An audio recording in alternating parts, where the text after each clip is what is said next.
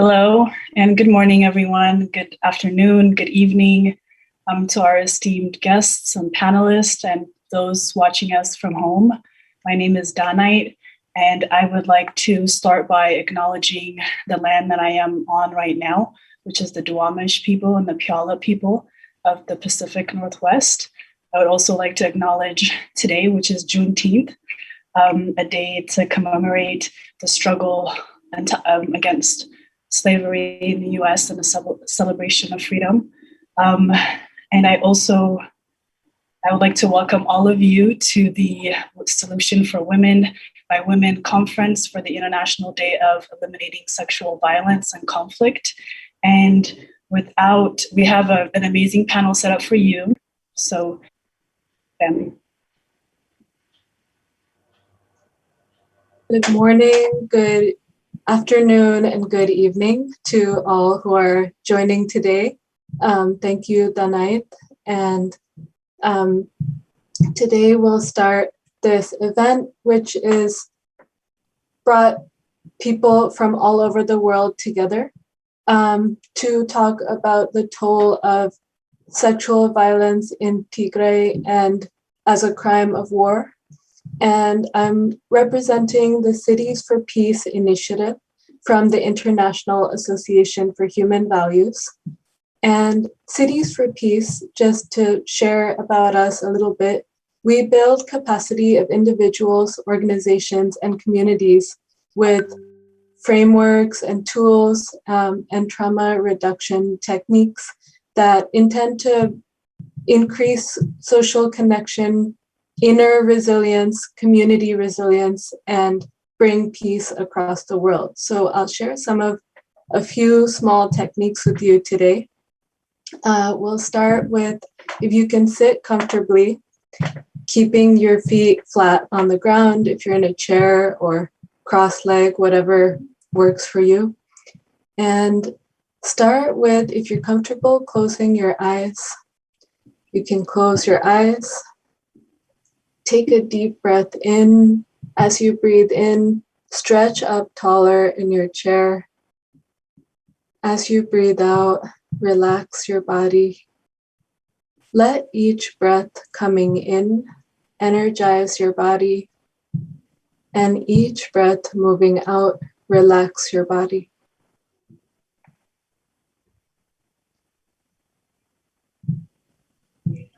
Start bringing your awareness to the breath coming in and out of your nose.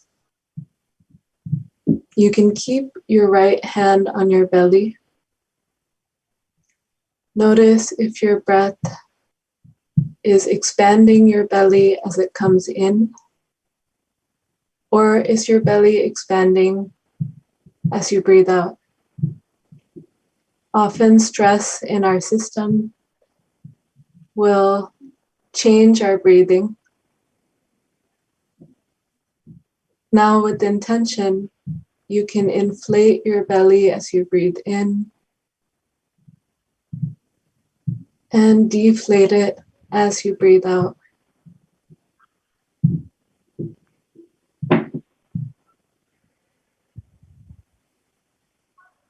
You can keep your left hand on your chest.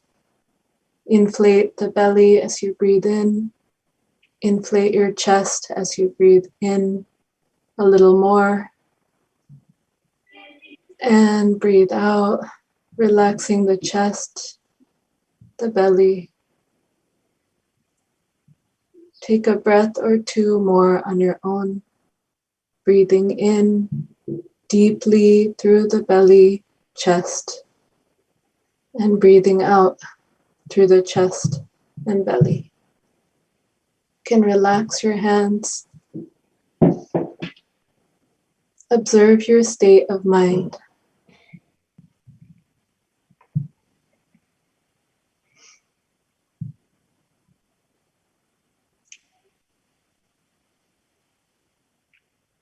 Bringing attention now to your feet.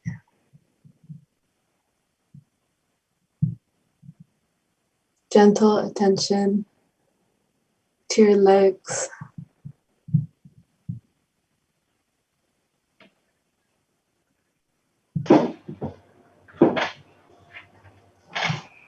for your abdomen and chest.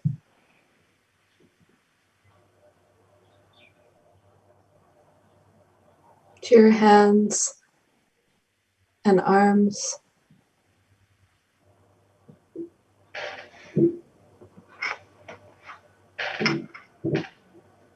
Your face, just letting your face relax. The top of your head.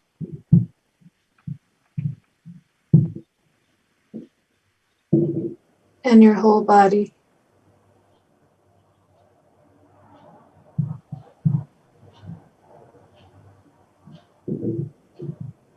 Feeling the gratitude for this body.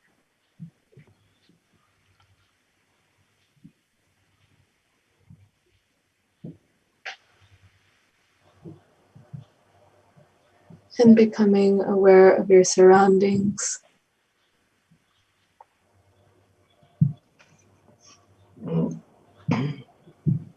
You can gently open your eyes.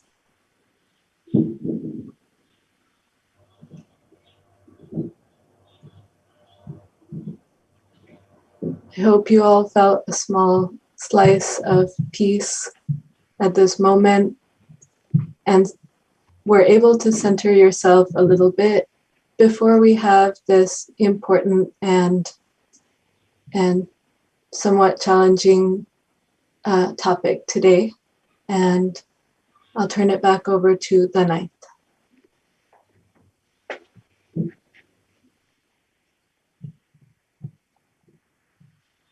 Turning it back to Chi-Chi. Thank you very much. And hello, everybody from, I suppose, all over the world. My name is Chi-Chi Undia. I'm a senior associate with the Population Council in Nairobi, Kenya. We're a global research organization. We focus on public health issues. I'm wearing two hats today. I'm also involved in what is known as the Africa Regional Sexual and Gender-Based Violence Network. It's a network that the Population Health Council has led for the last 15 years, and I've directed it for about a decade now. And I am very pleased to be here with, have three of them. I believe one is trying to join us, and if he can't, I will speak on his behalf. But we are very pleased to be here and to be a part of this particular event. We work together as independent researchers and practitioners, as well as civil society organizations, to actually develop solutions to help respond to sexual violence and other forms of violence, as well as to prevent it. So this conference is one that we're very proud to be associated with. And I know that we're here today to speak about solutions for women and by women. And I just want to say that the Africa Regional SGBV Network really represents those kinds of solutions. And what we're going to be hearing about today, we're going to be hearing from members of this network, many of whom are women themselves, and many of whom have taken the time to listen to women in different parts of the East and Horn of Africa and Great Lakes region, to hear about what their needs are as survivors, what their experiences have been in refugee settings and in non-refugee settings, and what they think the solution should be. So we're really happy to be able to share three different aspects of our work. And I'm really pleased that those that are with us, several of those that you will be hearing from are actual creators of specific solutions for women, which have been found to be so effective that they are being used across the region. I want to also acknowledge our longstanding collaboration with UNHCR's Regional Bureau for the Eastern Horn of Africa and Great Lakes region. In partnership with them, we have been fortunate to be allowed into the lives of many different survivors in the region and to have learned a lot of lessons. And we'll be sharing those lessons and those experiences and allowing you to hear the voices of a lot of the women survivors that we have really been fortunate to engage with. So having said that, I am going to turn over to Fiona Nicholson, who is an independent consultant based in South Africa, former director of the Thohoyandou Victim Empowerment Program in rural South Africa. She has been a longstanding partner of this network, and she is the actual creator of a particular intervention that's been proven to be quite high impact. And that is a key example of the kinds of solutions that are being developed for women and by women. I'm going to hand over to Fiona to speak for about 10 minutes before we move on to the next speaker. Fiona, you're welcome. Hi, Chichi. Thank you very much for the introduction, and greetings to everybody all over the world, whatever time it happens to be. Very briefly, to summarize the intervention, which is known as the Zero Tolerance Village Alliance. To summarize it, the intervention consists of intensive community mobilization through the training of community members to spread accurate GBV prevention information. It's coupled with criteria. There's a list of criteria that a village or a refugee site has to meet in order to become a member of the alliance. Once they meet the criteria, which usually takes between 6 to 9 months, they are inducted into the existing alliance with other zero tolerance villages.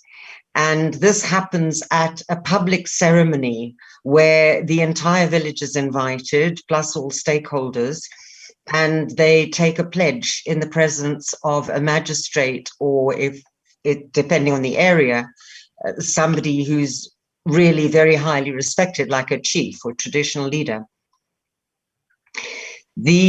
At the same time, they're given visual recognition of their status, like with a billboard, as this helps to sustain the model.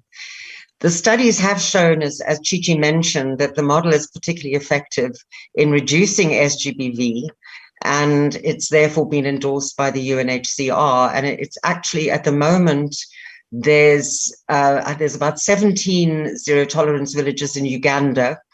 There's 2 in Zambia, 1 in Ethiopia, and they are busy with 1 in Nigeria. Now, there's a few things. Look, I developed this with my team of our team workers at TVEP, who are field workers, and obviously they're drawn from the community. So together we worked this out over a period of quite a few years, making lots of mistakes. But what happened was we first realized that giving people information on their rights, teaching them their rights is actually just the first step, but it's not that difficult, okay? The real challenge lies in helping people to develop the agency, particularly women in the very patriarchal areas where many of us work, building agency so that they not only know their rights, but they can actually exercise their rights and hold people accountable if they are abused in any way. So that is the real challenge. Now, time is obviously very limited, so I want to just very briefly explain how this works. You identify a village where you're going to work. The very first and most important step is to get the village to own the project. Buy-in is not enough. They've got to own it. It's got to be their intervention. And to do that, the people must elect a stakeholder forum that truly represent them and that they trust. And that is one of the challenges in many areas, because there's a tendency to say, well, okay, he's a traditional leader, he's got to be on the forum, but he might be a traditional leader that is abusing children. So it's got to come from the community. They must elect people to form this forum. And the forum is then responsible for the rollout of the model. Not an outsider, but the forum themselves. We only provide technical assistance and guidance, and obviously the funds for the initial rollout. Now, another what happens with a stakeholder forum is we draw up an MOU with them. They must decide what are the particular topics that are very challenging in their area. So it's usually not only sexual assault, it's sexual assault, IPV, child abuse. In one case, they asked us to also include alcoholism, because obviously that's a huge contributing factor. One of the very important things is not to convene workshops, but to convene dialogues. We're not telling people what to do. We're getting them to chat amongst themselves, obviously with a very, very well-trained facilitator, to bring them round to the realization of what should be. So nobody stands there saying, you must do this, you must do that. It's got to come from the dialogue. And the dialogues are kept very small, between 20 and 30 people maximum. The person facilitating must be a community activist that has been identified in the community, from that community that she's working in.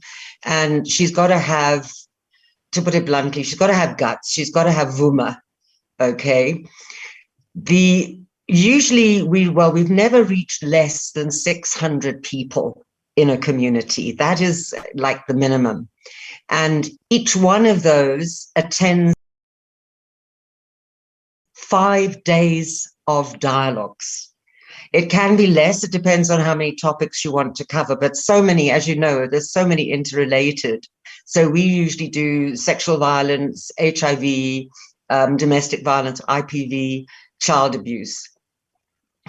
Now, another very, very critical factor is that, you know, projects tend to take a lot longer than they're supposed to take. And it's important to keep people on track. So what we found helps is that when we draw up an MOU with a stakeholder forum, we set it against a timeline so that, you know, by this date, that has got to be done. And by that date, this has got to be done. And that the MOU is public. Anybody can go and have a look at it. So the idea being that the community can actually approach the stakeholder forum and say, hey, you know, by now we should have done this or we should have got that.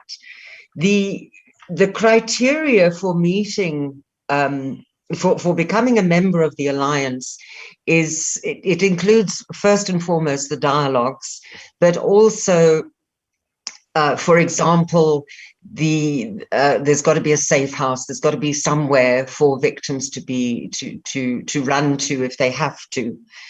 The school, if there's a local school, that's got to be also involved. So there's a section of the model that addresses school children.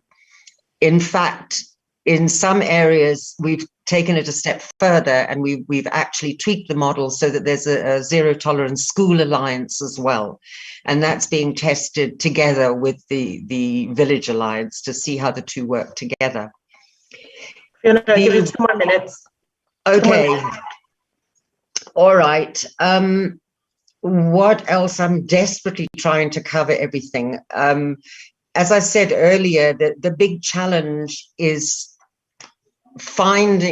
getting people to have the agency to act. So the facilitators are trained that when they're facilitating the dialogue and somebody raises an issue, they tell them the solution. They must ask them, so what have you done about it? Or what do you think we could do about it?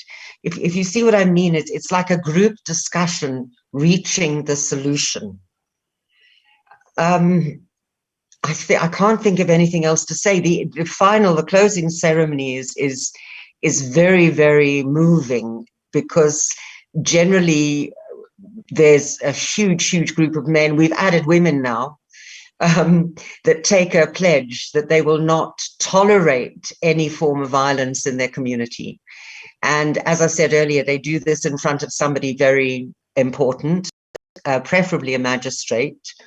And in some areas, they sign a register, a roll of honor, and if they break their pledge, they get struck off it publicly.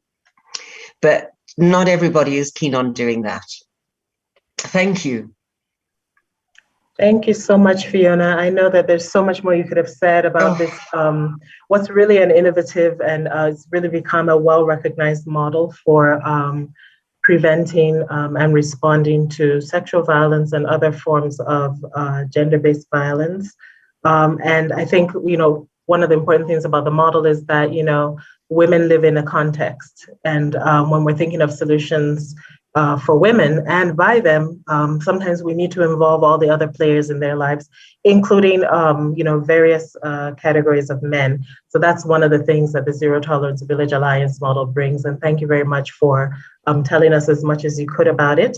We want to leave some time over for questions. So I'm going to move over to introduce another network member, and that is Jane Harriet Namwebia. And Jane will be talking to us about a model that is very much about hearing the voices of women and using what they tell us to ensure that they get the care that they need. Jane, she is an independent consultant based in Uganda and a very experienced sexual and reproductive health expert. Please go ahead, Jane. Welcome.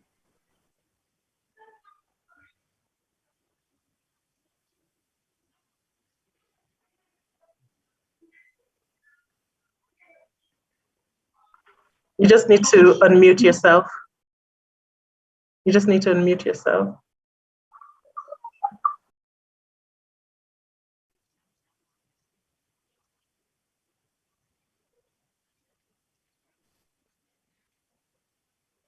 Hello, everyone. Okay. My name is Jane Harriet, as Chichi has introduced me. And we have worked to introduce and integrate routine sexual and gender-based violence screening in several countries in refugee settings. I can say that this has been done in Rwanda, in Zambia, in South Sudan, and in Uganda. So what I'm going to share with you is something that we have been able to do in all those countries. And before I share about the work of integrating routine screening for sexual and gender-based violence, I want to read for you a quote that was made about 2 decades ago. And that was by the American Medical Association. And allow me to read it. It says that routine screening for violence against women and girls is one of the most important contributions that can be made to ending abuse and protecting the health of the victims to be able to identify and acknowledge the abuse. That was made about 20 years ago.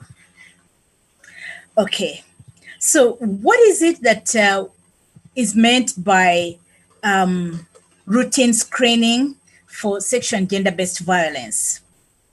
This is an inexpensive intervention whereby women and girls who are accessing health services, irrespective of what service they are asking for or they are coming for at a health facility, are screened for sexual and gender-based violence.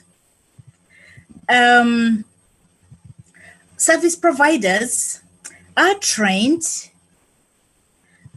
in effective communication skills and to have positive attitudes in order to be able to effectively screen. And 4 questions are asked in this process of routine screening. The questions regard whether a woman or a girl has experienced sexual violence, or whether they have experienced physical violence, or whether they have experienced psychological or emotional violence, as some people call it, at the hands of an intimate partner. And then they are also asked whether they have experienced sexual violence with a non-intimate partner. So if the response is yes to any of them, then they are referred for psychosocial care and support. So in a nutshell, that is what is meant by routine screening for sexual and gender-based violence. It has been integrated in several refugee settlements or refugee camps, and it has shown that it has worked very well. So those ones who disclose that they have experienced sexual and gender-based violence, they are referred for psychosocial care and support. And why are we saying that this is an intervention which is critical in identifying survivors? One thing is that it is no longer enough to just look at an individual and say they're experiencing violence. We all know that violence doesn't always show on the face or on the surface. Secondly, it is an issue of quality of care. When you're looking at quality of care, when I go to a health facility and they take my blood pressure, if they measure my glucose levels, if they take my temperature, I say they're doing a good job. But how about sexual and gender-based violence experience? So if that is also integrated, then that can be part of quality of care services being provided, because then you're looking at me holistically, not just a few components. Then thirdly, experience has shown that the interventions and also studies that have been done in the East Africa, Horn of Africa, and the Great Lakes region has actually shown that when screening is introduced, many women, many girls are able to disclose their experience with violence. So then we say that why are they actually, why are many of them disclosing their experience? One thing is that when you ask them, it gives them an opportunity, many of them for the first time, to be able to disclose what they are going through, the trauma they are going through, the suffering they are going through, because many of them don't talk. They don't talk about it. They don't get that opportunity to share. Let me read for you one of a voice from one of the women in Ramanja refugee settlement and what she had to say. She said that,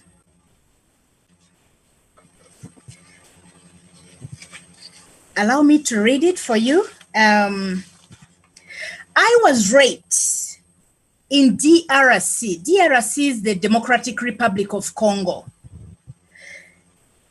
6 years ago. I have never talked to anyone about it. At the time I was raped, I only used some traditional medicine in secrecy without disclosing to my husband that I was raped because I didn't want him to know. When the counselor asked me those questions, it was like opening an old wound. It was like a weight had been lifted off my back. I only had an opportunity to talk about it today, and I am relieved because I have been carrying this weight for 6 years. So you can imagine this lady who had been suffering for all this time, she hadn't gotten the strength until she was asked during a screening session. So that in one way, this gives an opportunity. When you screen, you give them an opportunity to share what the trauma and the suffering that they've gone through. They're able to open up. Secondly, we can say that the other reason why it has gone up is that when the service providers are trained to offer services in a friendly, in a trusted atmosphere, where there is confidentiality, then it helps for the voices to come out. Because without the voices, without such an atmosphere of trust, without an atmosphere of confidentiality, the women, the girls will not be able to open up. So that happened, and then the women were able to open up. They were able to have their voices come out. And thirdly, is that with the linkage to psychosocial support that was able to take place, because they knew that when I open up, when I'm able to be heard, then I can access the needed support, the psychological and social support that is required. So that is one of the reasons why many women started opening up. And then the other one is when many of them started to receive the services, then it was like a point of reference. They became a point of reference for other women whom they knew were suffering. And not only women, but even their partners. Many of them started expressing the need to have this service also extended to their partner. And some of them actually said, can I come back with my husband so that we are counseled as a couple? So that actually helped to increase the services for the women within the camps. And it was actually amplifying their voices. So then, I'll give you 1 minute to round up. All right, fine. Thank you. So then, what I can say is that in terms of what I can conclude, in conclusion, I can say that screening for routine screening for sexual and gender-based violence, first of all, helps many women to open up. And secondly, if it is linked to psychosocial support, then the voices are both heard, and then the women are also able to be provided with support. And thirdly, is that there is need to have a trained personnel, like the health service providers, to be trained to offer the service effectively, in effective communication skills, in positive attitudes, so that then they are able to help the women and the girls. Then that is how we shall have their voices amplified, and then they will be supported. Thank you very much. Thank you, Jane. And we just have one more presentation in this session.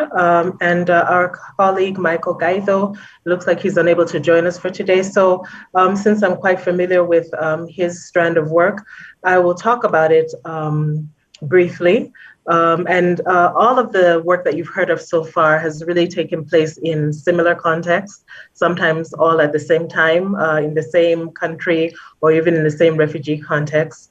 And Michael Gaitho from LVCT Health here in Kenya has worked on another intervention that really involves putting together a simple, locally assembled rape kit within health facilities in refugee settings.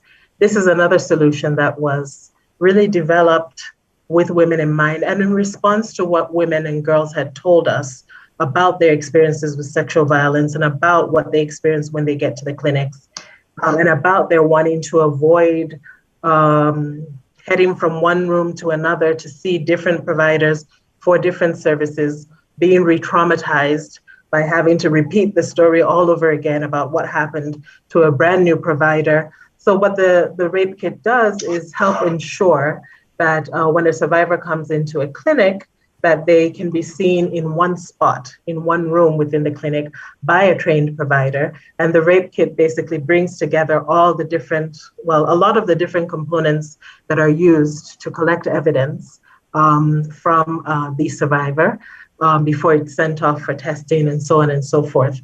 And it may not sound like a novelty, but in many low resource settings, having a sexual assault kit or a rape kit is a novelty. And so this intervention involves using what these health facilities already have right there, just scattered in different, well, not scattered, but placed in different locations and pulling them together into one particular sort of container, whether it's vaginal swabs, pieces of cloth, a brown sheet of paper, so on and so forth, just little things that can be used for a forensic examination. This intervention is coupled with training for health providers and police, because these are really the two sets of professionals that we need to ensure that the evidence is collected properly, but that it's also preserved properly and that it gets where it needs to go for those survivors who are eager to pursue justice through the legal route. So oftentimes without the forensic evidence, as you know, it's difficult to take anyone to court. There are different forms that need to be filled out in order for evidence to make it to court. There are police forms that need to be filled out. There are health facility forms that need to be filled out. Oftentimes providers aren't filling them out properly. So by the time they get to court, they're thrown out. And so what this intervention does is it couples training for health providers and police with the use of a rape kit so that a survivor has a better chance of making it through the court system if she so desires. It's an intervention that we have tested outside of refugee settings, and when it proved to be effective, we moved it into refugee settings. It is still in its infancy, but we wanted to really highlight it as something that women themselves felt that they needed, and that as a network, we have been able to respond to. We've begun to make headway in certain countries. In Kenya, for instance, some of the different forms that are needed to be filled out, whether they're police forms, they call them P3 forms, or post-rape care forms. Some of those forms are actually now, they've been modified based on the results coming out from this study and this intervention. Some of them are now admissible in court. That wasn't the case before. It used to be the case that with some of these forms, they could only be signed by a medical doctor. Oftentimes the doctor is way too busy and perhaps isn't even at that particular clinic. And so survivors would have to wait for a while. And we're talking about time-sensitive evidence here. Through advocacy under this project, that was able to be changed in Kenya so that other medical providers could sign as well beyond just the doctor. So those are some of the ways in which we've really tried to bring the voices and the needs, the desires, the solutions of women themselves, survivors themselves, to the fore through the Africa Regional SGBV Network. We want to thank you for your attention, and I believe now it's time for a discussion section. So I will hand over to, is it to Donate?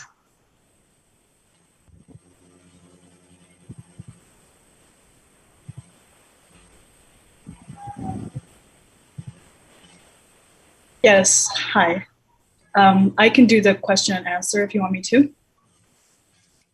Sure, sorry, I wasn't sure if I was supposed to, but I can. Sure, if you could, thank you. Okay.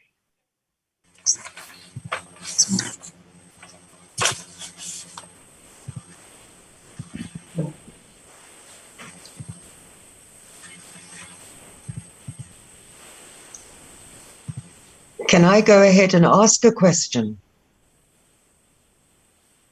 Yes.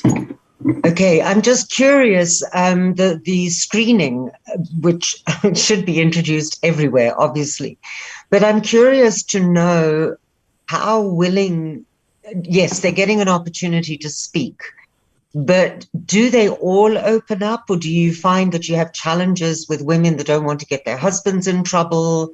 Or, yeah, that would be the main deterrent, I would think.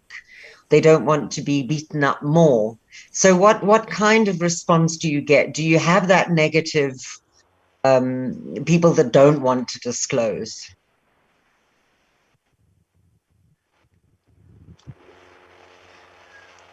Jane, you go ahead and respond, and I can maybe jump in if there's any need. Okay.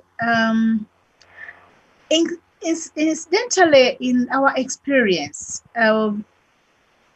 what has been maybe where they don't want would be to, it would not be the screening, but maybe to, if one was maybe wanted to have like the partner, visited.